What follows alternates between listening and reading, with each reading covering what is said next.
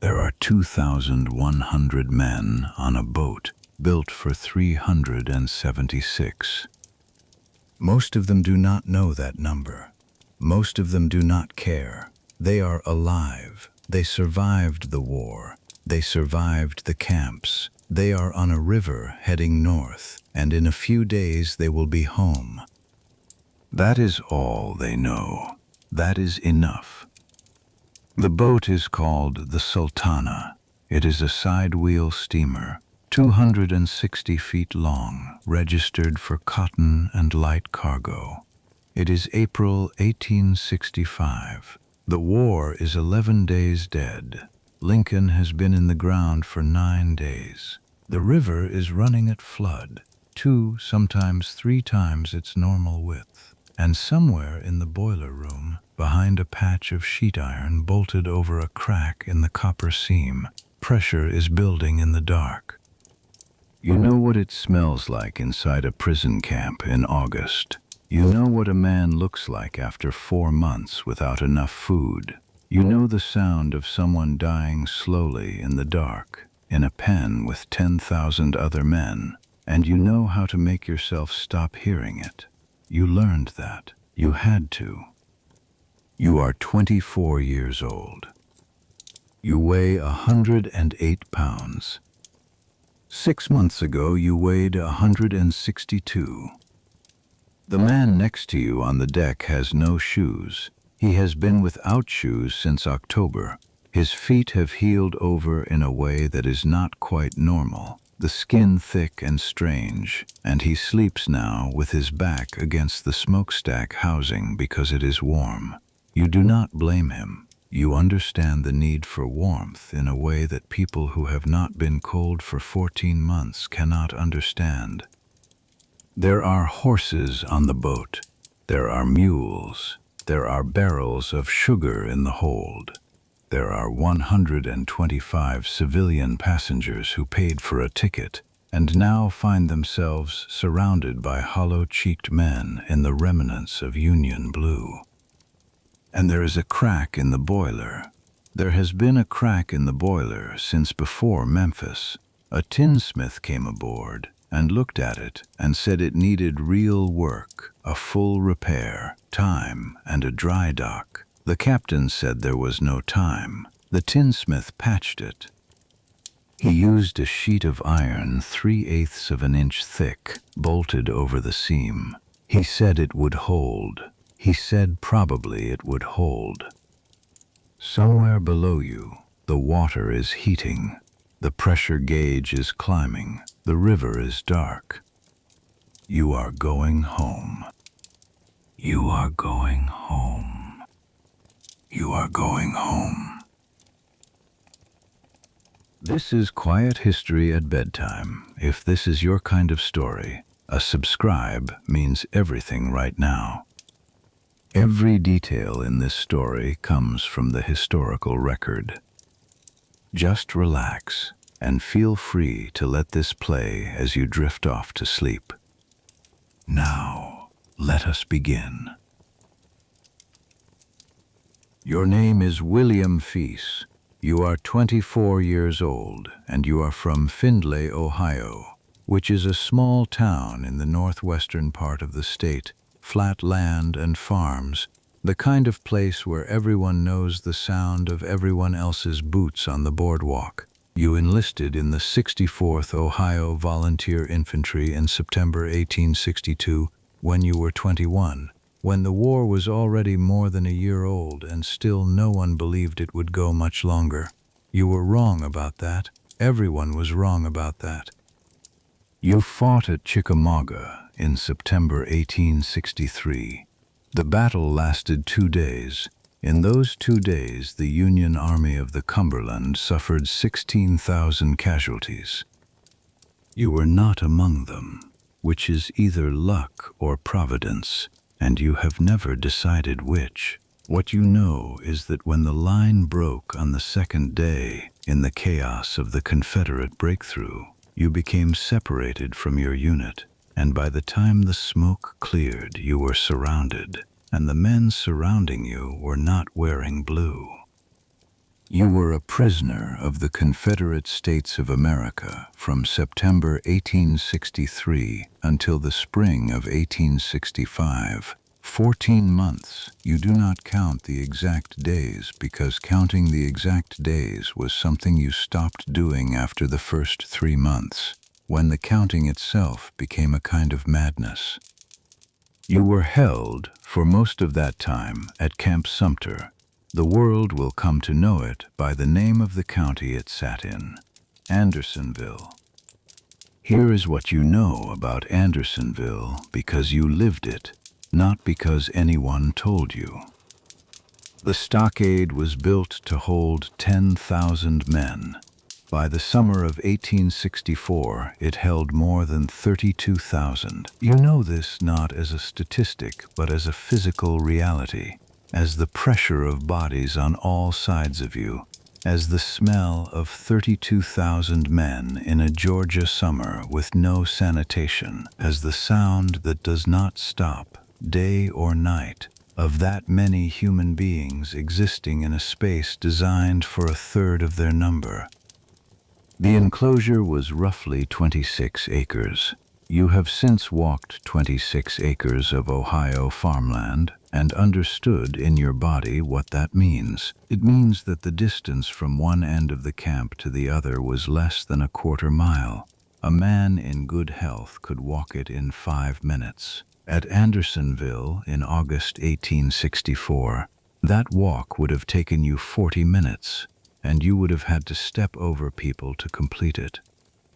The deadline was a rail fence set 19 feet inside the stockade wall. Any man who crossed it or touched it was shot without warning. The guards were posted in elevated boxes every 100 feet along the outer wall. Most of them were young. Some of them used the authority carelessly. You learned where to sleep and where not to sleep based on lines you could not always see clearly.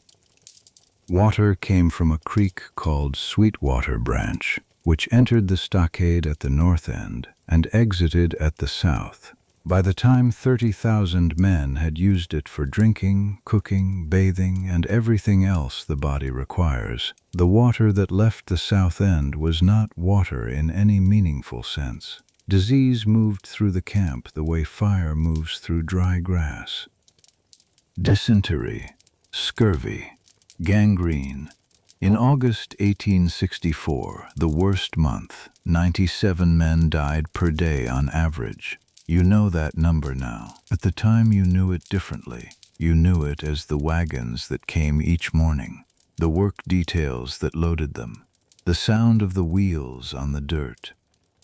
You survived because of several things you cannot fully explain. You did not drink the creek water after the first month. You collected rain when it came in a tin cup you kept close to your body at all times, and you traded for water brought from outside when you could. You did not eat everything you were given immediately, which was difficult, which required a discipline you did not know you had. You found, in the second month, a small group of men from Ohio and Indiana who watched each other's backs in the specific way that imprisonment makes necessary. 3 of them are on this boat with you tonight. The daily ration at Andersonville was, officially, the same as the Confederate soldiers' ration: cornmeal, beans or peas, and occasionally meat, officially. In practice, the ration was what was available, which was less than the official ration, and the cornmeal was often ground with the cob still in it, which meant that the meal you received was not pure cornmeal, but a mixture of corn and ground cob fiber that the body could not fully digest. You ate it. You ate it every day. You ate it in August when the temperature was 95 degrees and the smell of the camp was something you will spend the rest of your life trying to forget. And you ate it in January when the Georgia winter came in low and wet and there was nothing dry to sleep on. You weighed 162 pounds when you were captured at Chickamauga. You know this because the Confederate processing record noted your weight, your height, 5 feet 11 inches, and the color of your eyes, which are gray. You weighed 108 pounds when the Union cavalry arrived in the first days of May 1865, and the gates opened and the guards simply walked away. You do not remember the first moments of liberation with the clarity that people who were not there sometimes expect. What you remember is sitting down in the dirt just outside the gate because your legs stopped working. You remember the sun on your face. You remember that one of the men from your Ohio group, a man named Enoch Dean from Defiance County, sat down next to you and said nothing, and that this was the correct thing to say. Enoch is on this boat with you tonight. He is asleep somewhere in the forward section of the main deck, curled near the starboard rail. His feet are wrapped in cloth that a woman in Memphis pressed into his hands this afternoon when the Sultana docked and the townspeople came down to the levee to look at the men who had come back. The people who came down to the levee looked at you the way people look at something they do not have a framework for. You saw it in their faces, the calculation, the attempt to reconcile what they were seeing with what they had imagined the returning soldiers would look like. You are thin in a way that clothes cannot hide. You are thin in the way that only happens after a long time without enough food, where the body has consumed itself in a specific sequence, the fat first, then the muscle, then something harder to name, some quality of presence that you feel the absence of even now, even eating regularly again, even with the weight slowly coming back. You are not the man who left Finlay in September 1862. You are not sure yet who you are. The parole camp at Camp Fisk, outside Vicksburg, was where you spent the 2 weeks between liberation and this boat.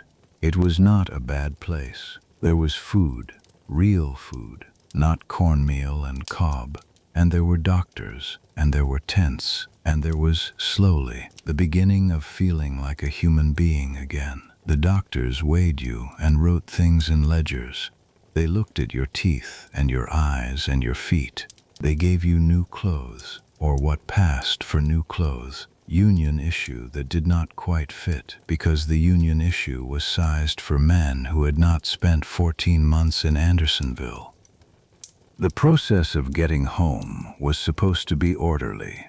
The War Department had a system. Paroled prisoners would be transported by river steamer to Cairo, Illinois, then by rail to their home states, where they would be formally mustered out and paid their back wages. The system required boats. The boats required contracts. The contracts required money. Here is what you do not know. Sitting on the deck of the Sultana tonight, you do not know that a Union officer named Reuben Hatch, the assistant quartermaster at Vicksburg, was receiving a payment of between 15 cents and $1, and 15 cents for every enlisted man he routed onto a specific boat. You do not know that the Sultana's captain, J. Cass Mason, was in financial difficulty and needed the transport contract badly. You do not know that Captain Mason and Quartermaster Hatch reached an arrangement. You do not know that there were other boats available, the Henry Ames, the Olive Branch, that could have taken the load. You do not know that soldiers were transferred off those other boats and onto the Sultana specifically by paperwork that moved through channels you were not aware of, so that the Sultana's count could be as high as possible. What you know is that when you were told to board the Sultana, you boarded. You had been told where to go for 2 years. You went where you were told. The boat was already crowded when your group came aboard on the afternoon of April 24th, crowded in a way that seemed impossible. Men on every surface, on the cargo deck, on the boiler deck, on the hurricane deck above that, along the railings, sitting on the wheelhouse roofs, filling every space that was not actively occupied by machinery or structural support. You found a place on the main deck port side, between the forward capstan and the base of the port gangway. The space was perhaps 4 feet by 6 feet. You shared it with Enoch Dean and 2 other men, a soldier named George Downing from Columbus, who had been at Andersonville for 8 months, and a man everyone called Tad, whose actual name you had never learned and whose regiment you were not certain of, who was missing 2 fingers on his left hand from frostbite at a camp in North Carolina. The Sultana docked at Memphis on the afternoon of April 26th. The stopover was to unload the hogsheads of sugar from the cargo hold, to take on coal, and, though this was done with more speed and less thoroughness than the situation required, to attempt once more to address the boiler problem. You watched it from the deck. A man came aboard, a local boiler maker, you were told. A man with the expertise to assess and repair the damaged flue. He went below. He came back up. He spoke with someone in authority. There was discussion. You could not hear what was said. What you could see was that the man who came aboard left again within an hour, and the boat did not move to dry dock, and the repair team did not arrive with the equipment that a proper repair would have required. What arrived instead was a small crew with sheet iron and bolts and tools for a temporary fix. You did not know what this meant. You are not a boiler maker. You did not know, and you would not have known to ask. The Sultana pulled away from the Memphis levee at approximately 11 p.m. on April 26th. You watched the lights of the city diminish behind you. There is something about watching a city disappear into the darkness from the deck of a riverboat that does not have a simple name. It is not sadness. It is not relief. It is something more like the settling of the present moment into its own weight, the understanding that you are here, now, on this river, in this body, alive in a way that the past 14 months made seem unlikely. The river was enormous. This is not a metaphor. The spring flood of 1865 had pushed the Mississippi to between 3 and 5 miles wide, in places along the upper Mississippi Valley, and even here, north of Memphis, the water extended far beyond its normal banks into the timber and lowlands on both sides. Trees stood in 12 feet of water. The current ran faster than usual. The water was dark and heavy and moved with purpose. You could hear the paddle wheels working against it. The rhythm was constant, steady, the sound of the boat laboring slightly harder than it would in normal water. Memphis fell behind you. The lights faded. The night settled in. On the deck around you, men were finding sleep in whatever arrangement the space allowed. Enoch Dean had his back against the starboard rail. George Downing was lying across his pack with his arm over his eyes. Tad had found a place slightly aft, near a cluster of men you did not know, and you could see the dull orange point of a pipe he had acquired somewhere in Memphis, moving slowly in the dark. You sat with your back against the forward capstan housing, and your knees pulled up and felt the vibration of the engine through the wood of the deck and through the iron of the capstan at your back. You are going home. You say it in your mind the way you said it in the camp, not as a statement of fact, but as a kind of discipline, a thing to hold on to when the mind starts looking for edges to fall off of. You are going home. Findlay, Ohio. The flat land and the farms and the sound of boots on the boardwalk and your mother's kitchen and the particular quality of October light in the fields at the western edge of town. You have been saying it for 2 years. You do not stop saying it now. The river moves beneath you.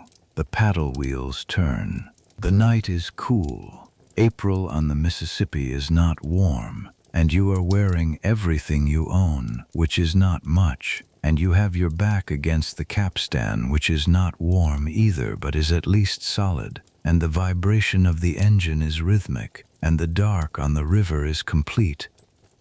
Somewhere below you, in the boiler room, 4 boilers are maintaining steam pressure. 3 of them are operating within their rated limits. The 4th has a patch of sheet iron bolted over a cracked seam, and the pressure behind that patch has been climbing since Memphis. You close your eyes. The river carries the boat north through the dark. You think of Ohio. You think of October. You think of your mother at the kitchen table, with the lamp lit and the window showing nothing but dark and frost. You think a few more days. The boat shudders slightly and steadies. The paddle wheels turn. You are almost there. There is a particular quality to the dark on the Mississippi at night that is different from any other dark you have known. It is not the dark of a tent, which has edges. It is not the dark of the stockade, which had the sound of 30,000 men inside it. It is open dark, dark that extends outward in all directions without boundary, water and sky becoming the same thing at some point you cannot identify. Stars overhead, but not many, and the river does not reflect them cleanly. The river absorbs them, takes them under, the way the river takes everything. You have not thought about what happens after home. This is deliberate. For the past 2 years, home was the destination, the fixed point, the thing you navigated by when everything else was collapsing. To think past it felt dangerous, as if imagining the day after arrival would somehow consume the arrival itself, spend the energy that was keeping you moving. So you did not think past it. You let it remain a single image, a door, your mother's door, painted red, which your father painted red the summer you were 12 because your mother said she had always wanted a red door, and your father was a man who listened. The red door. That is what you have been carrying. Not a plan, not a future. A painted door in Findlay, Ohio. George Downing stirs in his sleep and says something. Not words, just sound. The kind that comes from deep in a dream and is quiet again. You have heard that sound in many configurations over the past 2 years. Men dream differently in confinement than they do in normal life. Or maybe they dream the same and you only hear it more clearly because there is nothing else to hear. The engineer below makes a small adjustment to something. You feel it in the deck before you hear it. A brief change in the engine's rhythm, then a return to the steady beat. The paddle wheels continue turning. The boat continues north. You have been on rivers before. The Ohio, which is the river you know best, wide and slow, the color of old copper in the afternoon light. You crossed it going south in the fall of 1862 in a flat-bottomed ferry with 40 other men, all of you leaning on the rails and watching the Kentucky shore come toward you and understanding in the specific way that a physical crossing makes possible that you were now going to a place from which you might not return. You returned, incompletely, but you returned. The Ohio will be the last river, after the Mississippi, north to Cairo, then the Ohio east, then the rail line north into the flat Ohio farmland, then the platform at Findlay Station, then the road out to the western edge of town, then the red door. You have walked that road in your mind so many times that you know exactly where the mud is deep in spring, exactly where the 2 elm trees lean toward each other over the road, and make a kind of arch, exactly where the Harmon Farms fence posts need replacing on the south side. Something your father mentioned in a letter in early 1863 which stayed with you. A fence post that has shifted in the ground and leans at a slight angle, not a dramatic image, not a heroic image, but a real and specific thing that exists in a real and specific place. And sometimes that was what you needed. Not glory, not rescue. A fence post in a field in Ohio. The river takes a slow bend and the boat adjusts its heading. The stars overhead move slightly relative to the smokestacks as the bow swings north again. You should sleep. You know this. The body is tired in a way that is not only tonight's tiredness but the accumulation of months, the kind of tired that lives in the bones and does not leave in a single night or a week of nights. The doctors at Camp Fisk told you to eat slowly, to rest, not to overtax yourself in the first months of recovery. You have been eating slowly. You have been resting as much as the crowded conditions of the boat allow. You are 24 years old, and your joints ache like a man of 50. Scurvy attacks the connective tissue, the collagen that holds joints together, and extended starvation does things to the body's architecture that take months to reverse. The doctors said you would probably improve. You held on to that probably like you held on to everything else. The night is quiet, except for the engine and the river and the breathing of men around you. Somewhere on the hurricane deck above you can hear two voices talking in low tones, taking turns.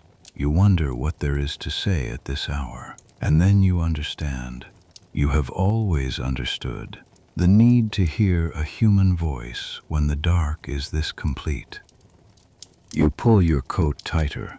The coat is too large. It was issued at Camp Fisk from General Supply, sized for a man whose shoulders are wider than yours are now. But it is warm enough, and warmth on an April river at this hour is not a small thing. Below you, in the boiler room, a pressure gauge trembles near the top of its range. You do not know this. What you know is the coat around your shoulders and the vibration of the deck and the sound of the river and the darkness moving past. You close your eyes. The red door. It is painted red. It has always been painted red for 2 years in Georgia and on this river. And it is there, and it is waiting, and you are almost there. The Sultana was built in 1863 in Cincinnati at the John Litherbury shipyard on the east bank of the Ohio River.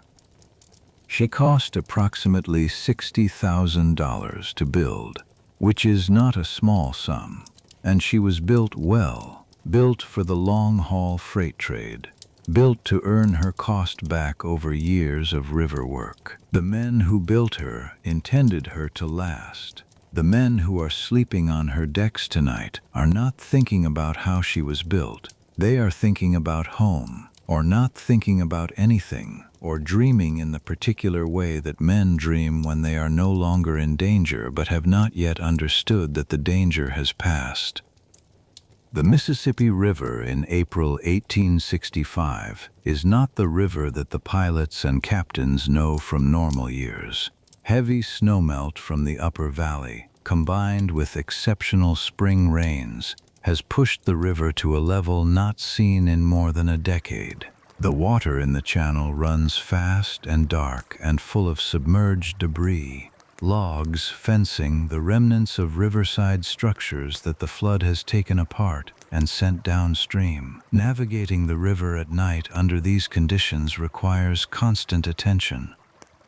The Sultana's pilot is at his station in the wheelhouse, reading the dark water ahead by the light of the running lamps, by instinct, by the 30 years of river knowledge that a good pilot carries in his hands and eyes before he carries it in his mind.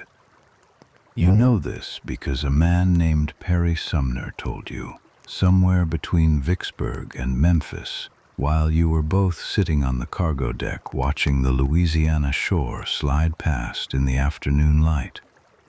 Perry Sumner had been a riverboat pilot before the war. He knew boats the way you know farmland, by feel and by habit and by the specific attention that comes from years of depending on a thing for your life. He walked the Sultana's decks the way a man walks his own property, measuring, assessing, noticing. She is a sidewheel steamer, Perry told you, 260 feet from stem to stern. Registered tonnage of 1,719 tons. 4 boilers, horizontal fire tube boilers, which means the furnace fires are lit at one end and the heat moves through a series of tubes running lengthwise through the boiler drum, heating the water that surrounds them. The steam produced in those drums drives the pistons that drive the paddle wheel shafts. The shafts extend through the hull on both sides and turn the paddle wheels, the 2 great wooden wheels 18 feet in diameter that you can see churning white from almost anywhere on the boat. Perry said she was a good boat when she was new. He said she had a good hull, a well-balanced hull, designed for the heavy freight trade between New Orleans and the upper river ports. She was not the largest boat on the river. The grand packet boats, the floating palaces that the wealthy traveled on before the war, were larger, faster, more elaborately fitted. The Sultana was a working boat. She was built to carry things. She was carrying things now, sugar in the hold, horses and mules on the main cargo deck, and 2,100 men who needed to get home. You think about what Perry told you. You think about the 4 boilers. Perry Sumner knew about boilers the way any riverman of his experience had to know about them, as the thing most likely to kill you. A boiler is a pressure vessel. It contains water heated to above its boiling point by forced furnace fire, and the steam produced by that heating is under pressure, and pressure, if it finds a weakness in the vessel, does not escape slowly. It does not leak, it erupts. The energy released in a boiler explosion is comparable to a small explosive charge, not in its chemical nature but in its physics, rapid expansion from contained pressure into open air, in milliseconds, taking everything in its immediate vicinity with it. Perry had seen a boiler explosion once on the river in 1857. He described it with the precision of a man who has processed a trauma into fact, because facts are easier to carry. He said, "You do not hear the explosion as sound. You feel it first, in your chest, in the cavity of your body, a concussive pressure that arrives before the sound does. Then the sound, then heat, then silence, which is the worst part," Perry said. The silence that comes immediately after, when everything that was making sound is no longer making it. You think about this as you sit on the deck in the dark. You think about it, and then you put it away. You are a man who has learned over 14 months in Andersonville to put certain thoughts away. You do not dismiss them. You do not pretend they do not exist. You place them in a specific part of the mind where they will wait without consuming everything else. The water is loud tonight. The flood has changed its character. The Mississippi at normal level moves with a broad indifference, the slow authority of something that does not need to hurry. In flood it is different. It is faster and more complex, full of subsurface currents and back eddies, and the long rolling boils that come up from the deep where underwater topography redirects the force of moving water upward. The paddle wheels are working against a current that is running at 3 or 4 times its normal speed. You can hear the strain in the engine. It is subtle, but it is there, a slight irregularity in the rhythm when the wheels bite into a strong current and the engine compensates. You have been listening to this engine for 3 days. You know its sound the way you knew the sound of the Andersonville camp, as a background against which other things happen, a constant that defines the shape of the silence around it. The night is cold. Not the kind of cold that requires attention, not January in Georgia cold, but April on a river cold, which is the cold of damp air moving over moving water, which gets into your coat and stays there regardless of how tightly you pull it. You have the collar up. You have your hands inside the sleeves. Your feet are in boots that fit better than they did 2 weeks ago, when the swelling in your ankles was still significant. Around you, men are sleeping in whatever configuration the space allows. The main deck is packed, bodies in rows, bodies across packs, bodies leaning against each other, bodies flat on the deck boards with their coats pulled up over their faces. The smell is the smell of many men who have not had access to adequate bathing facilities for a long time, layered over the smell of the river and the coal smoke from the smokestacks and the specific warm animal smell of the horses and mules in the cargo pen at the aft end of the deck. You have become very good at not noticing smells. Andersonville made you good at this. The camp in August was a smell that could not be imagined by someone who had not experienced it, and surviving it required a kind of voluntary sensory withdrawal that you learned without being taught. Your brain simply stopped processing certain inputs as urgent. This is, the doctors at Camp Fisk told you when you described it, a documented physiological response to chronic sensory overload, your nervous system protecting itself. Your nervous system is still protecting itself. The smell of the deck does not trouble you. The cold does not trouble you. The closeness of the bodies around you does not trouble you the way it might trouble a man who had not spent 14 months in a space where 30,000 men shared 26 acres. What you notice, instead, are small things, specific things.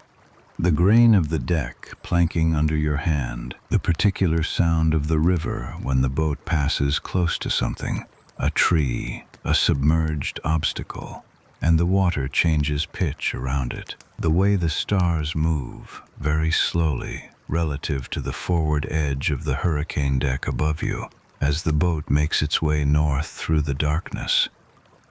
George Downing woke up around midnight and ate something from his kit, hardtack, you thought, by the sound of it, and then lay back down without speaking. You and George had exchanged perhaps 200 words since you were grouped together at the parole camp. This is not unusual. Men who have been in the camps for a long time often find that the need to fill silence has been removed from them, replaced by a comfortable ability to exist alongside another person without requiring conversation. You are comfortable alongside George. You do not know him well. You know that he is from Columbus, that he has a wife named Clara and a daughter born while he was away whose name he does not yet know, because the letter with the name on it arrived at his unit after he was already a prisoner, and that he is a man who eats slowly and sleeps heavily and wakes from bad dreams without making much noise about it. That is enough. The war ended 11 days ago.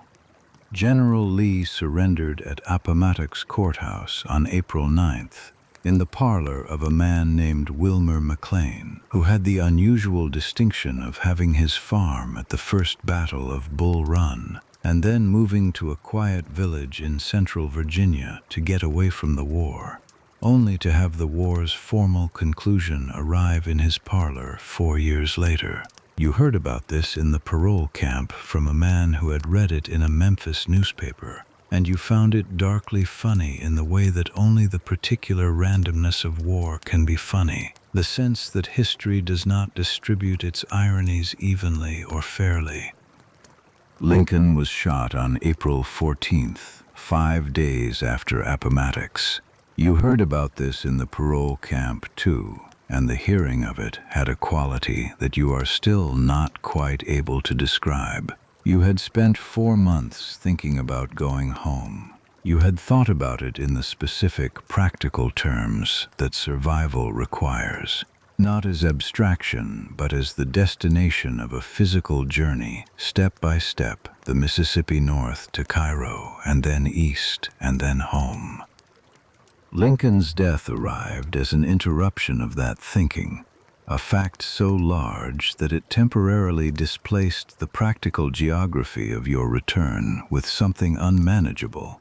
The president, the man who signed the Emancipation Proclamation from which the war drew its moral purpose, in your understanding of it, however complicated the politics had always been, dead, shot in a theater in Washington, by a man who then jumped to the stage and broke his leg on the landing.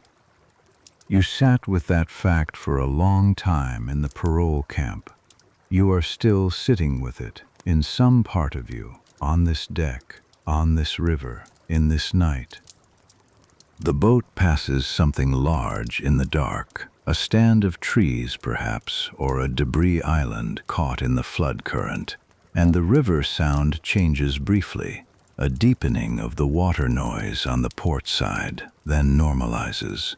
The paddle wheels adjust their rhythm almost imperceptibly, then return to the steady beat. Enoch Dean is asleep against the starboard rail. He has been asleep for 2 hours, possibly more. The deep, motionless sleep of a man whose body has finally stopped spending energy on vigilance. In Andersonville, Enoch did not sleep like that. Nobody slept like that in Andersonville. The kind of sleep that puts you completely under, that removes you entirely from the need to monitor your surroundings. That kind of sleep was not available in a place where a man could be robbed of his shoes or his food or his blanket if he left awareness completely. You learned to sleep in a different mode, a mode that rested the body without fully releasing the watch. You are still in that mode. You have been trying to leave it. The doctors said it would take time. Enoch is better at it than you are, or he was more exhausted than you. Both, probably. The temperature on the river is perhaps 50 degrees, which is the temperature of an April night in Tennessee when the clouds are thin and there is no wind. Your body temperature under this too large coat is adequate. Your feet are cold. Your feet have been some degree of cold since October 1863. This is so normal to you now that warmth in your feet would be the more noticeable condition. You think about food, not from hunger. You have eaten tonight, eaten well by the standards of the past 2 years, salt pork and hardtack and beans from the boat's supply, but because food is still something your mind returns to with the automated frequency of a body that spent too long without enough of it. Your metabolism learned, somewhere in the 2nd or 3rd month of Andersonville, that the next meal was not guaranteed. That knowledge became structural. It is still structural. You think about food the way a man who has nearly drowned thinks about water, not from need, but from the memory of need, which is not the same thing and does not respond to the same reasoning. The doctors at Camp Fisk called this food preoccupation a normal after effect of starvation. The body experiences it as a persistent low-level alarm, a reflex that was useful for 14 months and has not yet learned that it is no longer needed. You are a man of after effects. You have been carrying them north on this river. Somewhere after 1 in the morning, Tad comes and sits near you. He does not speak. He simply sits, with his elbows on his knees and his maimed left hand resting on his thigh, and looks at the river. The 2 missing fingers on that hand are not the worst injury on this boat. They are not even close, but they are his, and in the way that bodies make the abstract personal, they are the record of what the war asked of him. After a while, he says, "Can't sleep." You say no. He says, "River's loud tonight." You say yes. He looks at the dark water for another minute and then lies down where he was sitting, and within a few minutes his breathing is the breathing of someone who has fallen asleep in spite of themselves. You stay sitting, your back against the capstan housing, your eyes open. The Sultana works its way north through the current, through the dark, through the wide flooded river that in this spring of 1865 has consumed the lowlands on both sides and extended itself into the timber and is running with the accumulated water of the entire upper valley, vast and cold and indifferent to the boat and its cargo and the number of men packed onto its decks. The smokestacks breathe their white steam into the dark. The boiler room is lit by furnace glow, and there are firemen on duty at all hours, tending the furnaces, feeding coal, monitoring the gauges, are at their stations. The pressure in the number 2 boiler is above its rated limit. It has been above its rated limit since shortly after Memphis. The patch on the cracked seam is holding. The sheet iron is holding. You do not know any of this. What you know is the river. You think, "I will not be able to sleep tonight." And then you think, "I will sleep." And then you think of nothing in particular, and your eyes grow heavy, and the rhythm of the engine and the paddle wheels and the river carries you somewhere between waking and sleep. The place that is not quite either, where the mind releases its grip on the present but has not yet gone anywhere else. You are warm enough, you are fed, you are on a river heading north. The night presses in around the boat. The water moves. In the darkness on the Tennessee shore, half a mile away, an owl is calling in the timber. You cannot hear it over the engine, but it is there, calling into a dark that does not answer, the way things call in the night that do not need an answer. You are almost asleep. The paddle wheels turn. The pressure gauge in the boiler room climbs one more increment. Holds. The river carries the Sultana north through the dark toward home. You are not the only man awake. This you know without looking. A boat carrying 2,100 men will always have some number of them awake at any given hour. The men who cannot sleep, the men who wake from dreams, the men who are in pain and are managing it quietly, the men who simply need to see the river for a while before they can close their eyes. You have heard them moving throughout the night, slow, careful movements in the dark, men stepping over sleeping bodies to reach the rail, men settling and resettling. The United States Army has no precise record of how many men are on this boat tonight.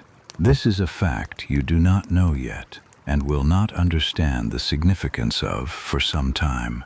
When the parole officers were loading soldiers onto the Sultana at Vicksburg, the count was kept by a system of check marks on rosters that were incomplete, updated irregularly, cross-referenced imperfectly. The official capacity of the Sultana is 376 passengers.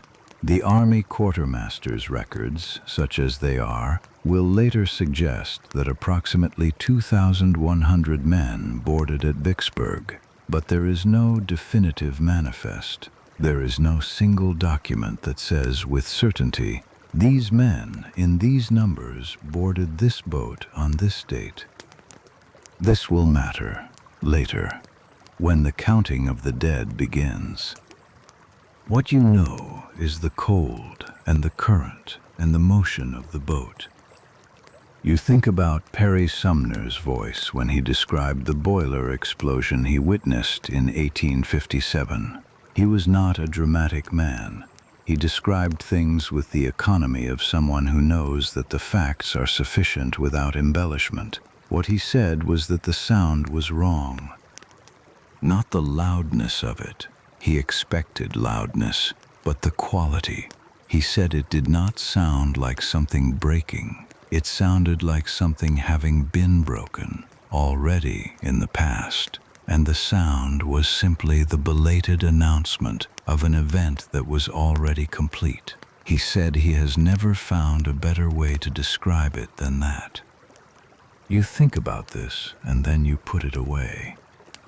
The deck is hard beneath you. The capstan housing at your back is iron and cold. You have slept on worse surfaces. Andersonville was Georgia clay baked to concrete in the summer and turned to mud in the rain, and you slept on that for a year and more. The Sultana's deck is planked wood, which is comparatively luxurious. Your body knows how to find the rest available in a given situation. Your body is trying to find it now. You are aware of your own breathing, the way it slows when you stop managing it deliberately, the way the chest expands and contracts with less effort than it required in the worst months of the camp, when the body did not have enough to maintain all its functions comfortably, and breathing was something you could feel taking work. You breathe easier now. 2 weeks of adequate food and rest and something close to safety have begun, slowly, to change the body's baseline. The boat is heating from below. This is normal. The boiler room generates heat, and the deck above it captures some of that heat. And on a cold April night, you can feel the difference between the planking directly above the boiler room and the planking at the bow and stern, where the cold comes up unchecked from the river beneath. You are sitting midship, where the heat from below and the cold from above meet in an uneasy equilibrium that is not quite comfortable, but is not quite cold either. It is the best spot available. You found it by instinct, the first day aboard. The same instinct that found the spots in the camp that were marginally better than the other spots, closer to the water source, farther from the south deadline where the guards were most unpredictable, upwind of the worst of the sanitation. You are good at finding marginally better spots. This is a skill that requires no particular talent, only sustained attention to the physical details of your environment, maintained over time. You are still maintaining it. You suspect you will be maintaining it for a long time after home. After midnight, the river widens further. The flooded banks on both sides recede into tree lines that you can just make out as darker dark against the dark sky. And between those tree lines, the river is so wide that from the center of the channel you cannot see either shore clearly. The Sultana is moving through what feels like a vast open space, unanchored except by the current and the pilot's knowledge. The running lamps on the boat cast small circles of orange light onto the water directly alongside. Beyond those circles, nothing. The river absorbs the light the way it absorbs everything, completely, without return. You close your eyes again. The engine runs. The paddle wheels turn. Somewhere below, in the number 2 boiler, the water is hot enough to have become something else. Not liquid, not entirely, but a pressurized system at the edge of its own stability, held in place by a cylinder of iron and a patch of sheet metal, and the simple luck that the river has not required a sudden change in steam pressure that would have stressed the repair beyond its limits. The luck is holding. The night is holding. You are almost asleep, and the river is wide, and somewhere far ahead, past Cairo and the Ohio and the rail line north, a red door is waiting in Findlay, Ohio, as it has been waiting for 2 years, in a town that does not know yet what you look like now. what the war made of you, what you are carrying back from Georgia on this boat through this dark. You breathe. The boat breathes. The river moves.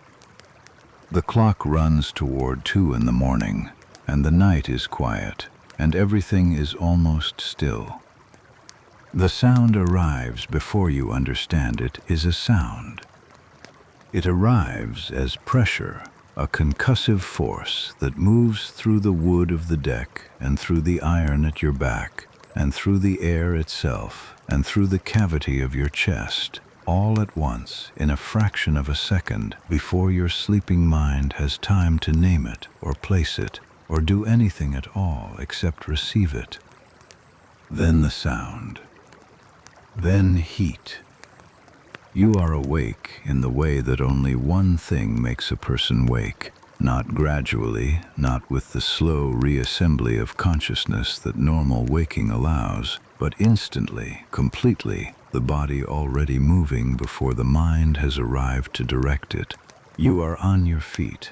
You do not remember standing.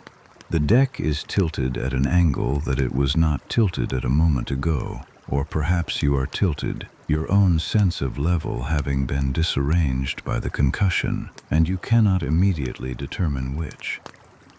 The forward section of the Sultana is gone. This is not a metaphor, and it is not an exaggeration.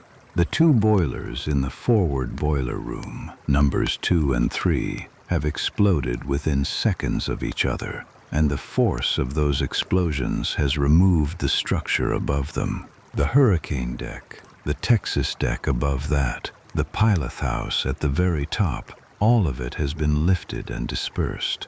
The smokestacks, each of them weighing several tons, have been thrown. One of them lands on the forward deck. One of them goes into the river.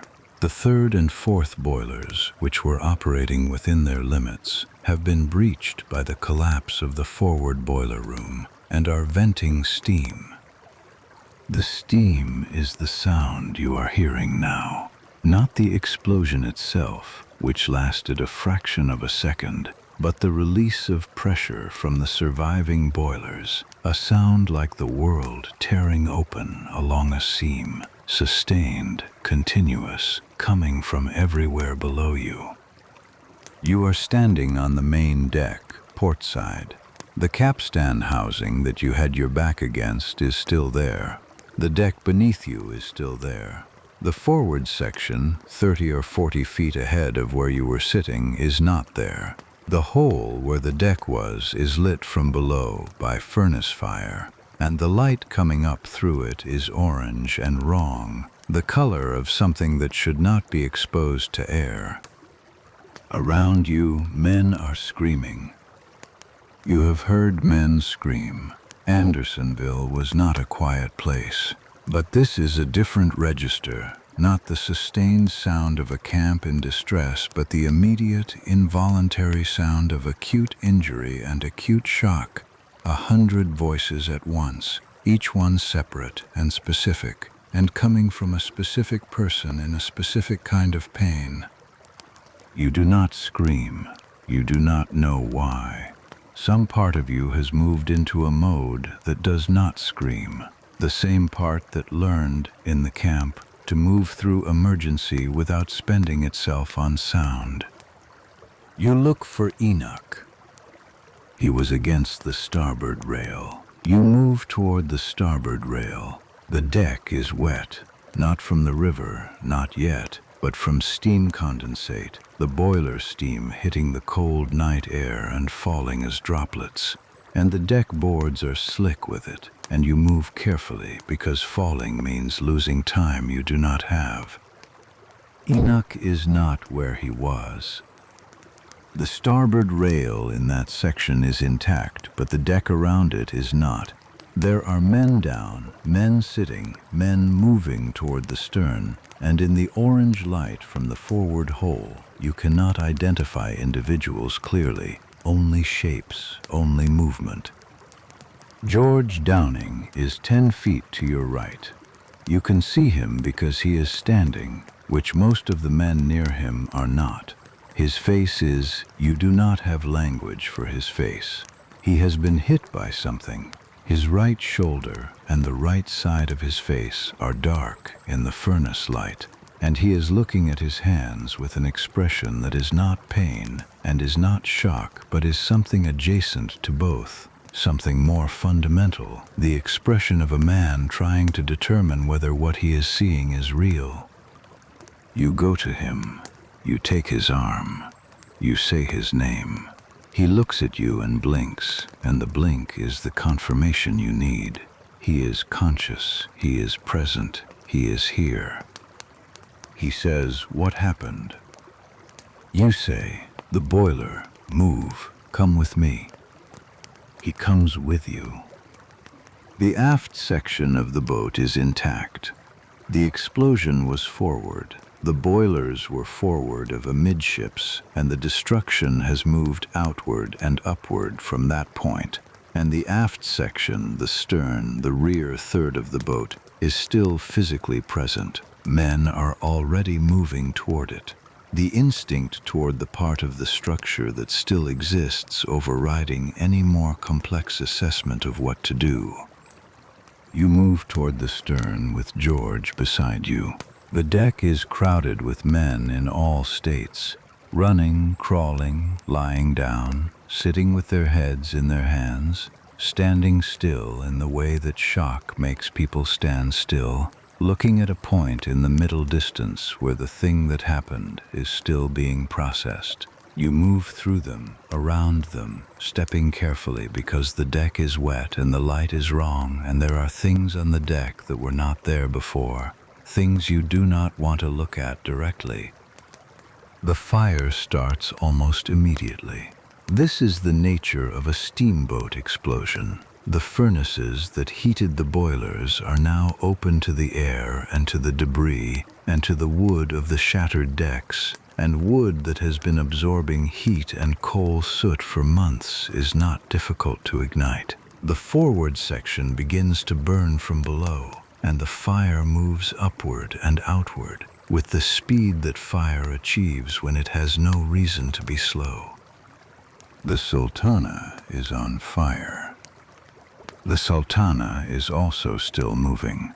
The pilot is dead, the pilot house is gone, and the engine has been destroyed, but the boat has momentum, and the river is carrying it, and it is drifting north and east with the current, rotating slowly. The paddle wheels are still, but the hull is intact aft of the explosion, and the hull is floating. And the river is doing with the Sultana what the river does with everything it takes, carrying it downstream, indifferent to what it was and what it carried. You reach the stern rail. You stop. You look at the river. The river is dark.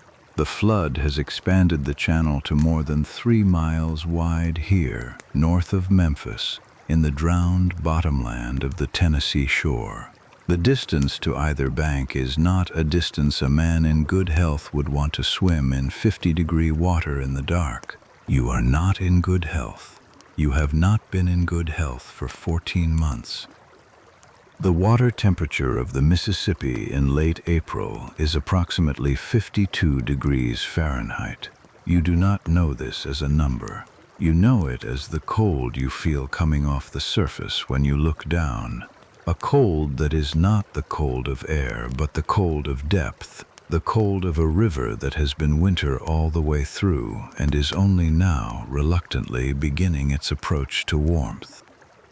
A man goes into the water next to you, not falls, jumps, a deliberate jump, the jump of a man who has assessed the fire and the distance and decided that the river is preferable. You watch him surface and begin to move, and then the darkness takes him. Behind you, the fire is no longer at the forward section. It is at the midship section. It is moving with purpose. You look at George. George looks at you.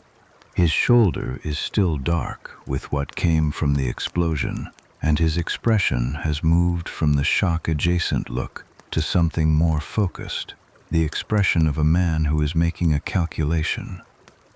He says, "I cannot swim." You say, "I know." You look around you.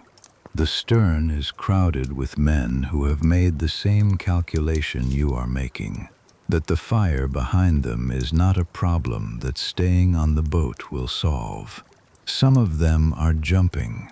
Some of them are holding onto the rail with both hands and looking at the water and not jumping. Some of them are looking for something to hold onto, to take with them, a piece of the boat that will float. This is the correct instinct.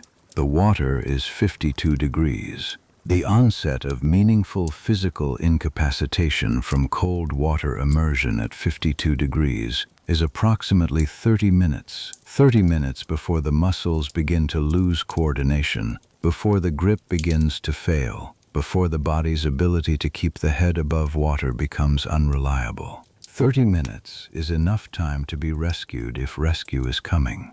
It is not enough time to swim 3 miles to a shore you cannot see. You need something to float on. The deck is giving you materials. The explosion and the fire are dismantling the boat, and the boat is made of wood, and wood floats, and there is a great deal of wood in the process of becoming available. You look, you move. There is a section of decking that has been lifted by the explosion, not thrown far, but displaced. A piece of planking, perhaps 8 feet long and 3 feet wide, that is leaning against the starboard stern rail at an angle, still attached at one end. You go to it, you work it free. It takes 30 seconds, maybe 40. And the heat from forward is now something you can feel on your face and hands. A warmth that is not a comfortable warmth, a warmth that is information. The plank comes free. You look at George. You say, "Hold this. Do not let go." He takes the plank. You look for Enoch. You call his name into the noise and the heat and the dark. You call it twice. You call Tad's name once. There is no answer that you can identify as either of theirs. The fire is at the stern section now. Not the rail where you are standing, not yet, but close enough that the heat is making the decision for you. Around you, men are going into the water in ones and twos, some holding wood, some holding nothing, some holding each other. You take the plank from George. You maneuver it over the rail. You look at the water below, dark, the surface moving, lit on one side by the burning boat with a terrible orange glow that shows you nothing useful about the depth or the current. You say to George, "You go first. Hold on when you surface. I am right behind you." George does not hesitate. He climbs the rail, and he looks at the water, and he goes over. You hear the impact. You hear him surface. You think you hear, his voice, something, a sound of presence. You climb the rail. The river is below you. The burning boat is beside you. You let go. The cold arrives before you expect it. You know cold. You spent a winter in a Georgia camp without adequate shelter. You know what cold is.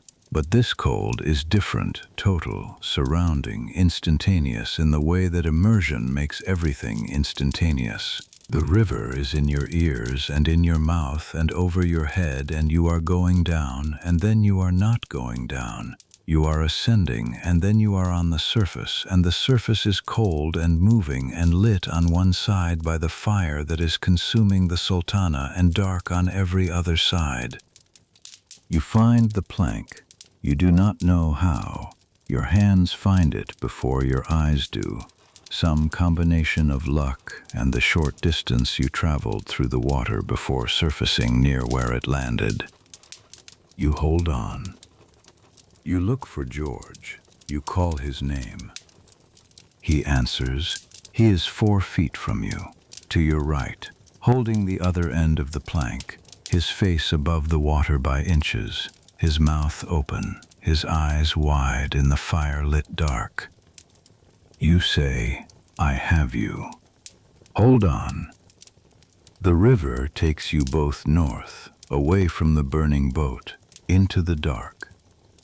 You are in the Mississippi River, in the dark, in April, with a piece of a plank and a man who cannot swim, and a cold that is already beginning its work on the edges of your body, the extremities, the fingers and toes, the first stage of a process that does not stop until it is stopped. Behind you, the Sultana burns. It burns with the intensity that only a wooden boat carrying coal and cargo and the accumulated soot and grease of 3 years of river service can burn, completely from multiple points at once, the fire having found enough fuel to sustain itself without assistance. The light it throws is enormous. You can see it from the river as a great orange column reflected in the water, visible for miles. Other men are in the water around you. You can hear them, voices, crying, calling names, the particular sound of a person struggling to keep their head above water, and the particular silence when that sound stops. You do not look toward the sounds that stop. You look forward, into the dark, into the direction the current is taking you. The plank is enough. It is barely enough. 2 men on a plank 8 feet by 3 feet, in a fast current, in 52-degree water, in the dark. But it is enough for now. You have both hands over the edge of the plank and the wood is cold and wet and solid is what matters. Your body is telling you things. The cold is systematic in its reporting. Fingers first, then feet, then the lower legs. A numbness that is not pain, but is the absence of the information that sensation provides. You know this is happening. You cannot stop it. What you can do is hold on. George is saying something. You cannot hear all of it over the noise of the river and the distant fire. You catch Clara. You catch something that might be a name. You say, I hear you. You say, hold on. The current is fast. The boat is falling behind you. The fire is still lighting the surface of the water behind you. You can see it reflected even when you face forward, the orange glow showing in the water. And in that reflected light you can see debris around you, pieces of the Sultana being carried north by the same current that is carrying you. A crate intact, a section of railing, something large and dark that moves too fast to identify, and people in the water, some moving, some not, some holding things, some holding nothing. You are cold. You are very cold. The part of you that is still reasoning knows this coldness has a schedule, that in 30 minutes the hands will begin to fail, that in 40 the body will begin to make decisions that you did not authorize, the decisions of hypothermia, which does not announce itself but simply arrives in the form of a certainty that lying down in the cold water would be restful, would be a relief, would be fine. You know this. You grip the plank harder. Enoch Dean is somewhere. He was against the starboard rail when the explosion hit. You do not know where he is now. You say his name into the dark once more, knowing you will not hear an answer over the river and the wind and the distant sounds of the Sultana dying on the water behind you. You hold onto the plank. George holds onto the plank. The current carries you north, into the dark, into whatever comes next. The river makes no distinction between a man who survived Andersonville and a man who did not. The river is not administering justice. The river is not aware of you at all, in any sense that matters. It is water moving downhill, as it has been moving for 10,000 years, carrying whatever it finds in its channel northward, and eventually into the Gulf of Mexico. Tonight it is carrying the debris of the Sultana, and the living and the dead, and you and the plank you are holding. This is the thing about catastrophes that no one who has not been in one can understand from the outside. They do not feel like history while they are happening. They feel like a series of immediate physical problems that require immediate physical solutions. The boiler exploded. The boat is on fire. The water is cold. You need to hold on. These are not abstractions. They are the complete content of your world, and they demand your complete attention. You are giving them your complete attention. The cold is moving up your arms now. Not pain, not exactly, but a heaviness, a reluctance in the muscles that is different from the exhaustion of ordinary cold. You have been in cold water for perhaps 8 or 10 minutes. You know from the reports of men who have come through river accidents. You have heard these stories. Every river traveler hears these stories, that the sequence is predictable. Cold shock first, the gasping and the elevated heart rate in the first 30 seconds of immersion, which you moved through while you were finding the plank and finding George. Then the swimming failure stage, which arrives between 3 and 30 minutes, as the muscles of the arms and legs begin to lose their efficiency. Then incapacitation, the stage at which the body can no longer maintain the voluntary effort required to keep the head above water. You are somewhere between the first and second stage. Your arms are working. Your legs are working, though slowly, and you are not relying on them. You are relying on the plank. The plank is doing the work that your body cannot sustain indefinitely. The Sultana has drifted farther behind you. The fire is still enormous. From the water, looking back, it is the most light you have seen in one place since the camp bonfires in Georgia. And it is the wrong kind of light, the kind that shows you catastrophe rather than comfort. You can see the silhouette of what remains of the hull against the fire, and what remains is less than what there was. The Sultana is being consumed from the inside out, and the river is carrying you and George north, away from the fire, into dark that the fire cannot reach. Other voices around you. Some of them are speaking English. Some of them are saying words that are not words, the sounds of extreme distress, which are the same in any language. Some of them are calling names. You are still calling Enoch's name at intervals between the moments when you are focused entirely on the plank and the current and the need not to let go. There is debris in the water that is useful and debris that is not. A section of the Sultana's cargo deck passes within 10 feet of you.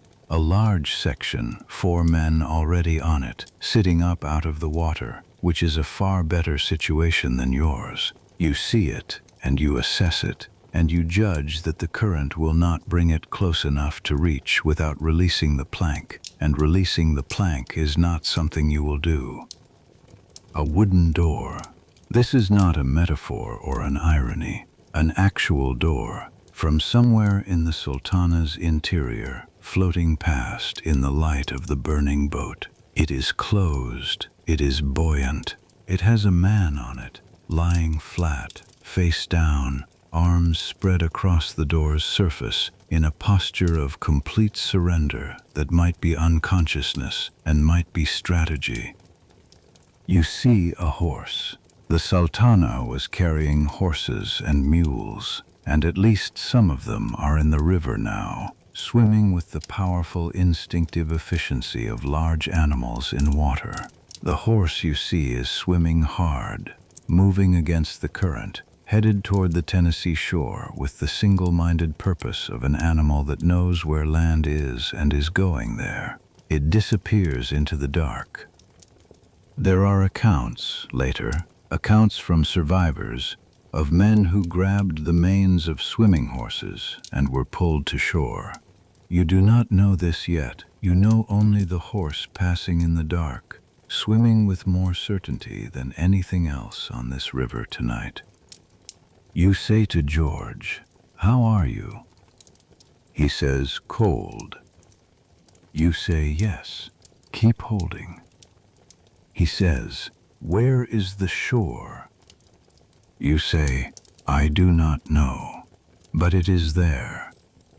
This is true, and it is not reassuring, and you both know it.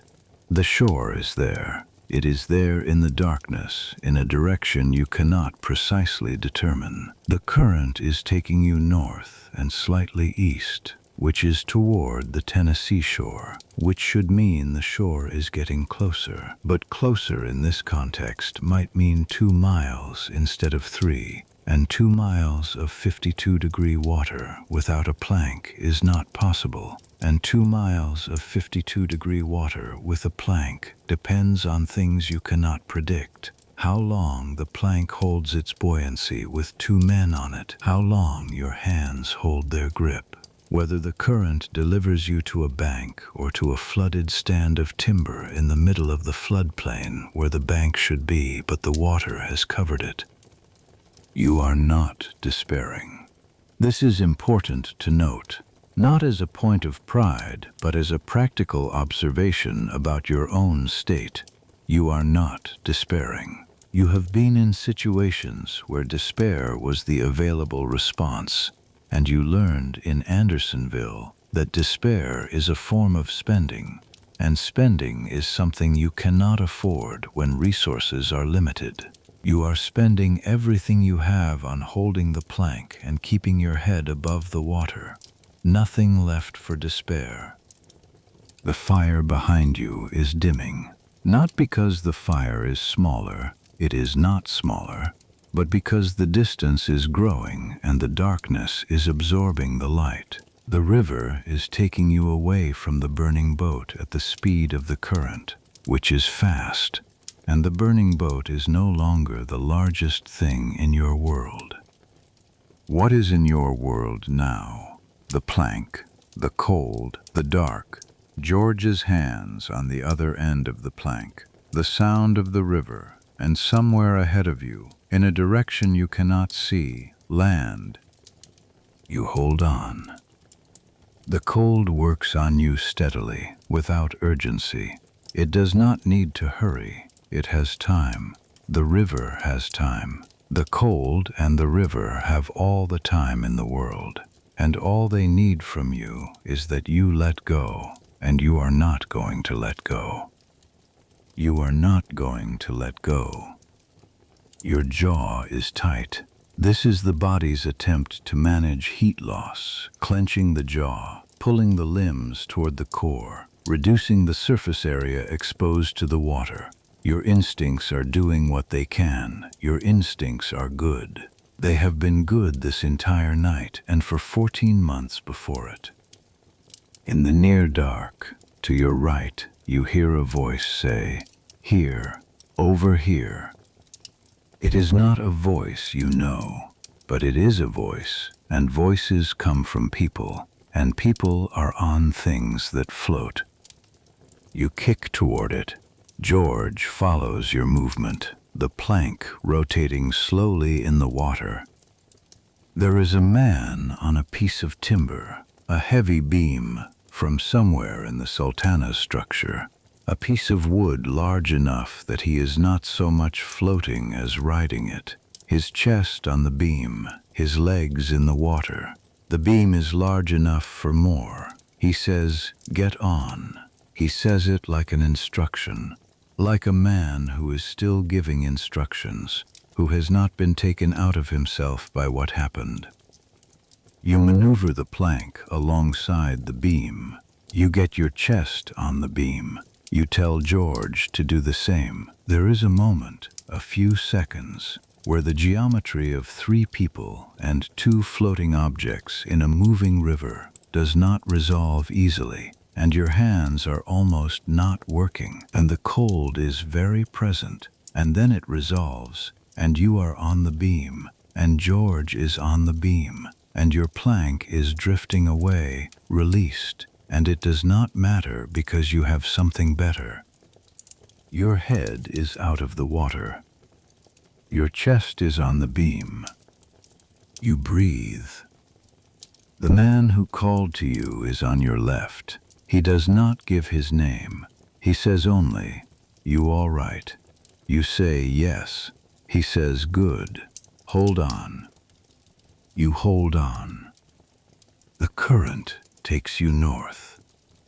The Sultana is somewhere behind you in the dark, a fading light, a dying fire, and inside what remains of it, and in the river around where it was, there are more than 1,000 men who are not on beams, who are not holding anything, who went into the river before you did, or after you did, or did not go into the river at all, because the explosion had already made that decision for them.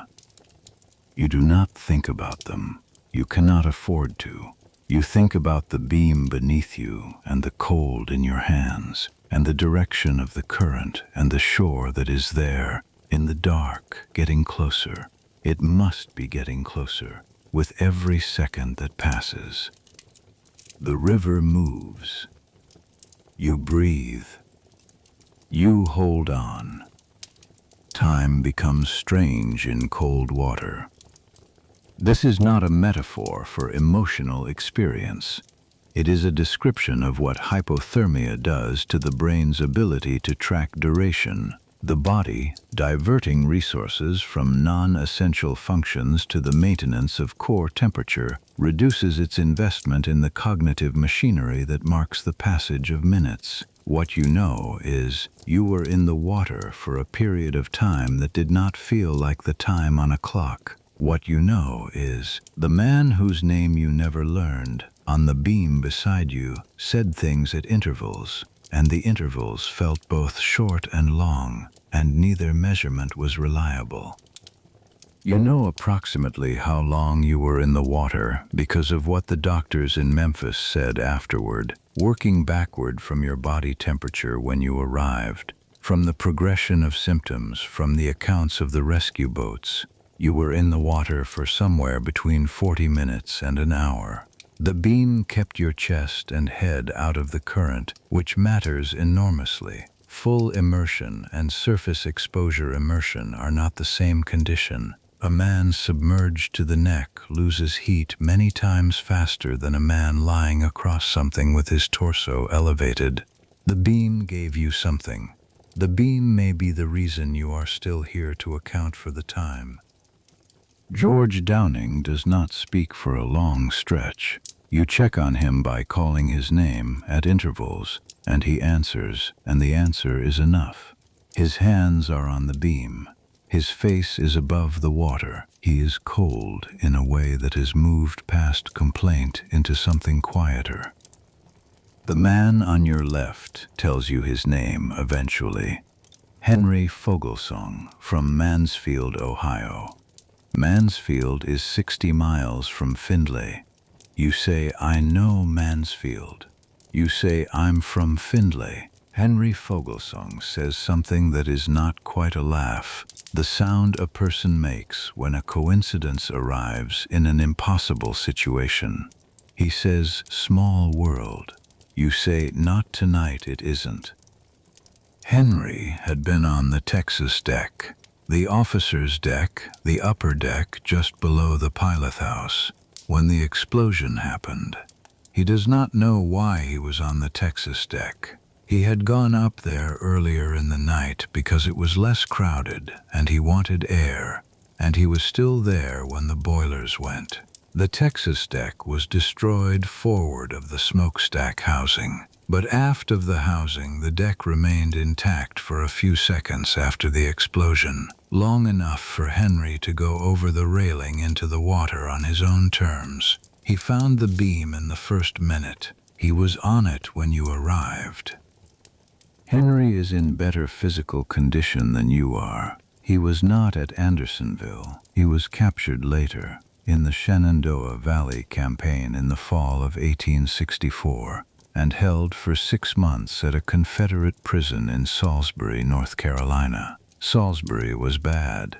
Henry does not minimize it, but 6 months is not 14, and Salisbury's mortality rate, while terrible, was not Andersonville's. Henry has more in his body, more reserve, than you had when you went into the water. You can hear it in his voice. His voice is still doing what voices do when their owner is in control of the situation. Your voice is doing something different. You are choosing your words carefully, using fewer of them, because speaking costs something and the budget is tight. The river is carrying you.